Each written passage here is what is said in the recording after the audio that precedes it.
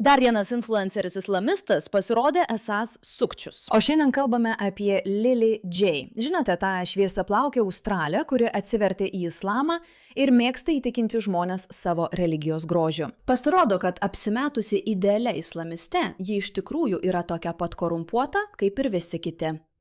Ir dabar jie atsidūrė nedideliame skandale. Nes atrodo, kad visi tie pinigai, kuriuos jį kažkaip surinko šiam reikalui, visai nekeliauja ten, kur būtų galima tikėtis. Na, šokas ir siaubas. Kas galėjo tai numatyti?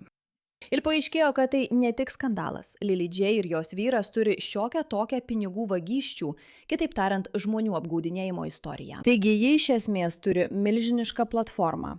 Ne tik manipuliuoja jaunais žmonėmis, kad jie prisijungtų prie didžiausios visų laikų aferos, bet ir iš tikrųjų pasiima jų pinigus. Ir jei tai jums nepasako visko, ką reikia žinoti apie islamistų influencerius, tai aš net nežinau, kas dar galėtų. Taigi pasigilinkime į šio dabartinio skandalo detalės, nes kaip visada, jos intriguojančios. Po kurio laiko tai tikrai pradeda varginti, ar ne? Šiek tiek neoriginalu.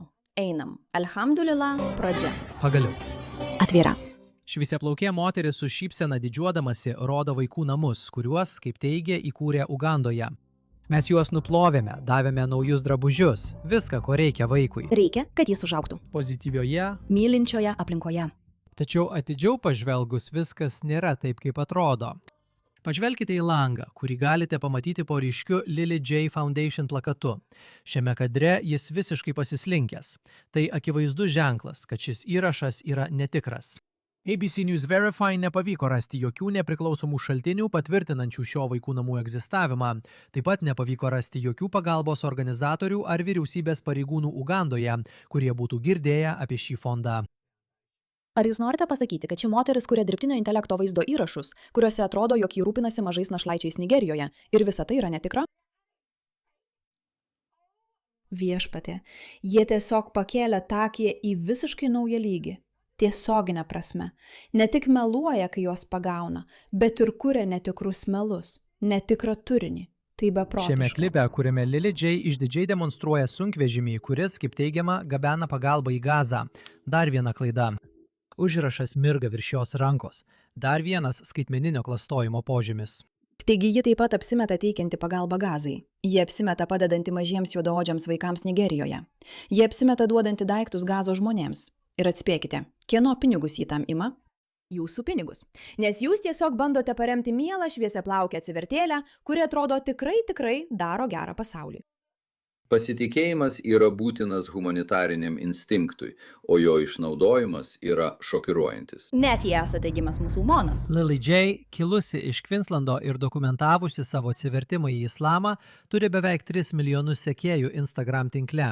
Ji paprašė jų paaukoti Lily J Foundation per jos svetainę, kuri buvo sukurta praėjusiais metais. Smulkių šriftų svetainėje atskleidžiama, kad tai iš tikrųjų nėra registruota labdaros organizacija. Ji save apibūdina kaip naujos kartos socialinė įmonė ir greitosios humanitarinės logistikos bendrovė. Tai net nėra labdaros organizacija. Jūs visi aukojate ir net negaunate mokesčių lengvatų. Na koks absurdas. Tai naujos kartos socialinė įmonė ir greitosios humanitarinės logistikos bendrovė. Tai yra aukštos spartos dirbtinio intelekto sistema, kuri kuria netikrus vaizdus, kad iš jūsų išviliotų pinigus. Pinigus. Kad Lilė taptų dar turtingesnė ir dar garsesnė. Ir narcisizmas, vaikinai. Kada mes išmoksime jį atpažinti iš karto? Jeigu nesate registruoti ACNC, tai iš karto yra įspėjamasis ženklas. Neskirkite aukų labdaros organizacijoms, kurios nėra registruotos ACNC. ABC News Verify taip pat išnagrinėjo humanitarinį apdovanojimą, kurį fondas išdidžiai paskelbė, kad Lily J laimėjo. Tačiau skaitmeninė analizė rodo, kad nuotraukos yra sukurtos dirbtiniu intelektu, o toks apdovanojimas neegzistuoja. Dieve mano, ji dabar net apsimeta gaunanti apdovanojimus. Ši moteris jums meluoja. Ar tai gražiausias dalykas? Jie ima jūsų pinigus ir reklamuoja save suklastotomis dirbtiniu intelektu sukurtomis nuotraukomis. Noriu pasakyti, jai nereikia gauti jokio apdovanojimo. Niekam nereikia gauti apdovanojimų, bet šiai moteriai taip reikia dėmesio ir pripažinimo, kad ji net laimi apdovanojimus. Dieve mano. Lily J ir fondas neatsakė į daugybę prašymų pakomentuoti. Po to, kai buvo pateikti klausimai, daugelis puslapių, kuriuose buvo medžiaga, dėl kurios ABC kėlė klausimų, įskaitant Ugandos vaikų namus ir netikrą apdovanojimą, buvo pašalinti iš Lily J svetainių. Na, ji neatsakė, o dabar turinys tiesiog paslaptingai dingo. Deidžia, nors jį moka manipuliuoti internetu, ji dar neišmoko, kad internetas viską prisimena. Lily J, internetas prisimena ir mes tai prisiminsime. Niekas to nepamirš. Ir įrašai yra užfiksuoti, tu kvaila karve. Matt Martino, ABC News. Viešpatie, kokia beprotiška istorija. Iš tikrųjų, kokia beprotiška istorija. Pridėkite šį mažą įrašą čia. Po to, kai įrašiau šį vaizdo įrašą, iš tikrųjų sužinojau, kad Lily J ir jos vyras turi pinigų vagysčių istoriją. Žinoma, kad taip. Iš tikrųjų, prieš 3 metus jie pavogė apie 70 000 JAV dolerių užsienyje. Jie kartu suplanavo ir pavogė tuos pinigus. Ar matote, kaip toje nuotraukoje jos plaukai rudi? Staiga ji tapo šviesia plaukę atsivertelę, kad niekas nesusietų šių dviejų dalykų. Ji pavogė pinigus iš kinų aukos Tailande. Kokia gėda. Jie kartu suplanavo ir pavogė pinigus. Iš tikrųjų turiu vaizdo stebėjimo įrašą, kad žmonės galėtų pamatyti įrodymus. Ir jei kas nors nori pasižiūrėti straipsnį, kuriame tai dokumentuota, akivaizdu, kad jų veidai yra uždengti. Tačiau jų vardai iš tikrųjų yra tame straipsnyje. Todėl nenoriu girdėti, kad kas nors sakytų, jog reikia jai suteikti pasitikėjimo kreditą ar panašiai. Norėjau tik tai paaiškinti prieš pradedant šį vaizdo įrašą. Ji tikrai turi pinigų vagysčių istoriją. Oho, pažiūrėkite čia. Taigi, tai yra straipsnio viršuje, vaikinai. Atsiprašau, anksčiau į tai nežiūrėjau. Tai juokinga. Apačioje matome Lily Jane. Čia taip šalta. Net neįsivaizduoju, koks turi būti jų gyvenimas. Aš tiesiog apsimesiu, kad taip sunku. Jo paimsiu tavo pinigus ir iš tikrųjų jiems nieko neduosiu, kad susitvarkytų su šalčiu. O Dieve, kokia niekšybė. Visada tai žinojau. Matote, mes kuriame vaizdo įrašus apie Lily J, nes kažkas joje atrodo labai manipuliatyvu ir nenatūralu. Ir dabar mes žinome, kad viskas yra apgaulė, o ji tai daro prisidengdama islamu, kad niekas jos nekritikuotų, nes juk nenori atrodyti kaip rasistė, ar ne? Taigi, manau, čia yra keletas įrašų. Jie tiesiog sudėjo krūvą, o Dieve, Lilės G įrašų. Štai, pažiūrėkime, ką turime. Na, pradedam. Australijos influencerės Lilės G painus dirbtinio intelekto manipulacijų tinklas. Argi tai neįdomu? Jie išgarsėjo tik manipuliuodama dirbtiniu intelektu, o dabar jie turi nemažai problemų dėl dirbtinio intelekto manipulacijų. Netikėta? Įspėjimas. Toliau pateikiami dirbtiniu intelektu sukurti ir patobulinti vaizdo įrašai. Taip, iš Lilės G. Jie iš tikrųjų jūs įspėja. Jie iš tikrųjų jūs įspėja, kad paleisiu dvigubų greičių. Jie rodo jums, kad Lilės G vaizdo įrašai buvo pakeisti dirbtiniu intelektu. Pažiūrėkime, šviesiaplaukė moteris su australišku akcentu. Beprotiška. Beprotiška. Tai tokia neįtikėtina istorija. Aš tiesiog negaliu tuo patikėti. Gazoje nėra jokios Lily J kepyklėlės, gerai? Jie man sakė, kad jos projektai yra neaiškus. Paprasti projektai, bet neaiškus. Jie nežino apie pinigų šaltinį. Ir netgi šių projektų paprastumas kai kuriuos žmonės čia verčia abejoti, ar jūs siunčiate pinigus į Gazą, Gazos aukoms. Ir ši moteris net nesiunčia tam skirtų daiktų. Yra žmonių Gazoje, kurie sako, kad tokio dalyko nėra. O Dieve, Australijos socialinių tinklų influencerė Lily J įsivėlė į dirbtinio intelekto manipulacijos skandalą po ABC News tyrimo apie Lily J fondą ir jos kuriamą turinį internete. Štai netikros naujienos. Lily išgarsėjo dokumentuodama savo kelionę po to, kaip įėmė islamą. Tyrimas sukėlė rimtų klausimų dėl fondo lėšų rinkimo ir to, kaip buvo išleisti pinigai, taip pat dėl kaltinimų susijusių su dirbtinio intelekto sukurtu turiniu. Lily viešai neatsakė į šios kaltinimus. Šokas štai mano šachkara. asilas, pasimk mano karvę, imk ką nori, prašau sesę, ar tekėsi už manęs? Pasak ABC, Taigi, tai yra žinote, jie gana Australijos kairuoliški ir woke. bet jei jie tai sako, vadinasi, tai turi būti tiesa. Yra rimtų abejonių dėl kai kurių Australijos influencerės labdaros darbų, kuri teigia teikianti pagalbą tokiose vietose kaip Gaza ir Sudanas.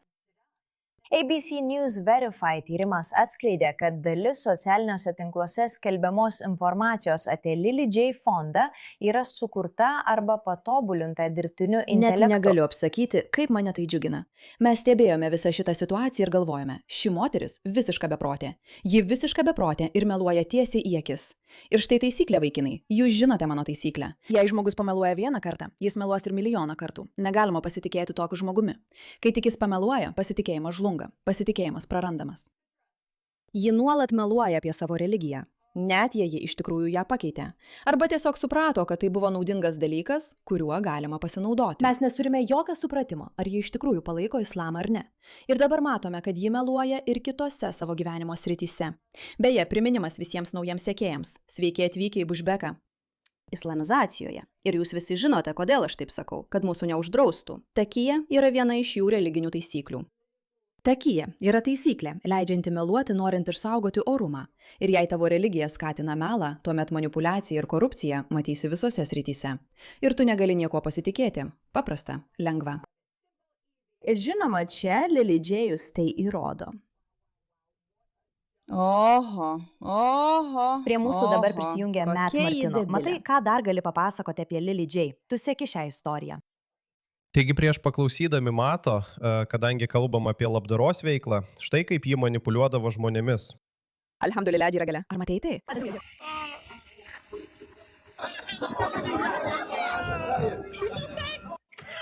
Ar matei tai? Alhamdulillah, ji nusivalė savo netikrą ašarą. Meilė. Aš tokia nuostabi, išskyrus tai, kad mano fondas neegzistuoja kaip Ermegas. Ačiū. Ji laikosi taisyklių. Mes dėkojame tiems, kurie atnešė šį vandenį į šią prieglaudą, kurioje nėra jokio kito vandens šaltinio, išskyrus tą vandenį, kurį jūs mums atnešate. Ačiū, jo lūžo. Ačiū Lily Džėj. Lily Džėj tiekė vandenį. Lily Džėj Foundation. Oi, tai atrodo prastai, vaikinai. Dieve mano. T-O-N. Pažiūrėkite į tai. T, ne I-O-N. Nežinau, ar tai tikra. Tai negali būti tikra. Bet pažiūrėkite į šiuos musulmonus. Širdis. Labai ačiū už jūsų pristatymo kalbą. Anonimas.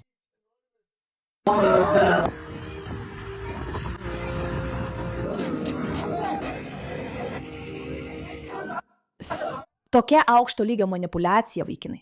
Tokia aukšto lygio manipuliacija. Yra sunkvežimiai, ant kurių parašyta Lily dienos fondas. Tai tiksliai taip pat kaip Andrew Tate'as apgavo musulmonus. Tai yra būtent tai, ką jis darė. Jis taip pat, manau, bent jau dalino dėžės. Jo apgaulė buvo tokia, kad jis liepė savo žmonėms filmuoti kitus žmonės, kurie dalino nemokamus pietų dėžutės gaziečiams, o tada žmonės sakė, kad tai buvo tik 100 dėžučių ar kažkas panašaus, tik dėl nuotraukos. Bet aš nežinau, bet taip lengva apgauti šios žmonės. Jei esi apgavikas, jei tau nėra problemų meluoti pasauliui, tai yra viena demografinė grupė, kuri padarys bet ką, jei tik paprasčiausiai pataikausi islamui ar Muhamedui. Viskas. Jie dėl tavęs padarys bet ką. Tai apgailėtina. Jie tiesiog padarys bet ką. Ir esmė ta, kad šiems žmonėms, kurie atrado internetą, kurie yra melagingi, manipuliuojantys žmonės, dirbtinis intelektas dabar tapo jų geriausių įrankių. Taigi, vaikinai, aukokite tik patikimiems šaltiniams. Nebūkite kvaili. Tai man suteikia tokį pasitvirtinimo jausmą. Net negaliu apsakyti, kaip stipriai šis vaizdo įrašas patvirtina, kad mano nuomonė buvo teisinga. Tiesiog negaliu patikėti šią apgaulę. Jaučiuosi taip, lyg mano nuomonė būtų pasitvirtinusi. Jau seniai ją demaskuoju. Ji tiesiog beprotė. Ar galime apie tai pakalbėti akimirką? Na, kokia tai žema tiesa. Tu ne tik pažiūrėk, kaip šie žmonės kenčia. Ir tikrai kenčia. Ir tu groji žmonių jausmais, nes šie žmonės kenčia. Tu visiškai nieko nedarai, kad jiems padėtum. Tu pasiimi pinigus, kurie galėtų atitekti tiems žmonėms, dėl kurių, kaip teigiama, tau taip rūpi. Tu pasiemi juos savo, nepadedi jiems ir atimi išteklius iš žmonių, kurie nori jiems padėti. Tai tiesiog taip iškrypia, tai taip blogai. Ei, musulmonai sako, ei, čia miksai. Šiandien yra viena liūdniausia akimirka. Mano brolis Ozas ką tik mirė ir čia yra jo. Ar tai tikras brolis? Net ir paskutinėmis savo dienomis jis niekada nenustojo melstis, niekada nenustojo tikėti. Tu nesupranti, koks trumpas gyvenimas, kol nebūna per vėlu. Apkabink savo šeimą, kol dar gali. Jis mane įkvėpė. Ar tai tikras brolis? Jeigu tai tikras brolis, aš iš to nesijuoksiu. Galvojau, kad jį tiesiog sako brolau osi. Ne, aš nežinau, ar tai tikras brolis. Nežinau. Gerai, na bet kokiu atveju pažiūrėkime tą vaizdo įrašą. Aš pasistengsiu būti jautrus, gerai? Paskutinė žinutė man, assalamu alaikum, nes aš tai stengiuosi to pakaklo, aš tai žinojau visada dėl Dievo. Nes man tavęs reikia, tu turi žinoti, kad tau reikia žinoti dėl Dievo. Vargšas vaikinas, žinai, jis garbino šią moterį, kuris sako, kad tu esi legenda. Vargšas vaikinas išvaistė paskutinius savo atodusius apgavikui, sukčiui. Jei manęs klausi, tai neatrodo kaip brolio amžius. Menininkas. Aš visada tave sustabdysiu, po velnių, niekada. Matot, jūs tikrai blogai tai daro. Vaikinai, mes kalnus verčiam. O, tai mes tuštinam žmonių banko sąskaitas. Dabar turiu didžiulę atsakomybę išpildyti jo norus, padaryti daugiau, padėti daugiau, duoti daugiau. Jis suteikia man motyvacijos niekada nesustoti. Ozi buvo šiek tiek. Niekada nesustoti apgaudinėti žmonių. Taigi, skaičiau, kad jam buvo diagnozuotas 4 stadijos agresyvus vėžys tik prieš mėnesį. Jo kūnas taip greitai nusilpo. Jis atostogavo Tailande ir viskas pasikeitė per naktį. Jį skubiai nuvežė į ligoninę ir mums teko organizuoti medicininį transportą, kad parvežtume jį namo.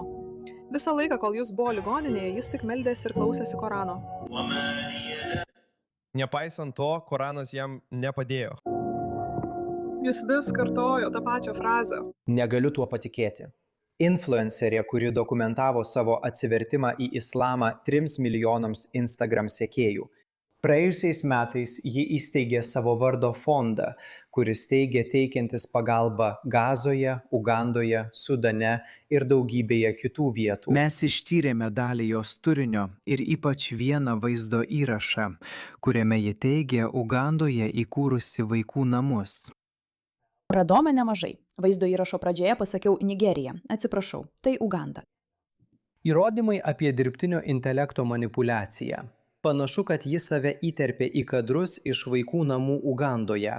Tada kreipėmės į Ugandos vyriausybę, kad paklaustume, ar jie apie tai žino, ar vaikų namai yra pas juos registruoti. Tam nebuvo jokių įrodymų. Taip pat paklausėme vietos pagalbos darbuotojų ar pagalbos organizacijų, ar jie buvo girdėję apie šią fondą ir jie taip pat apie ją nebuvo girdėję. Taigi, tai labai blogai. Štai taisyklė, vaikinai. Iš to išmoksime kelias taisyklės, bet viena iš jų yra tokia. Jei turi milijonus sekėjų ir ketini jiems meluoti, kažkas gali tai išsiaiškinti. Taip. Taip. Taip. Gali būti, kad turi vieną sekėją iš Ugandos, kuris galbūt tai supras. Jie tokie juokingi. Bet ar mes nustebę? Ne, nesame. Jie mano, kad gali išsisukti nuo bet ko ir būtent todėl yra pasipriešinimas, kad įrodyti, jog jie negali. Ačiū, kad esate čia ir ačiū už jūsų dėmesį šiam klausimui.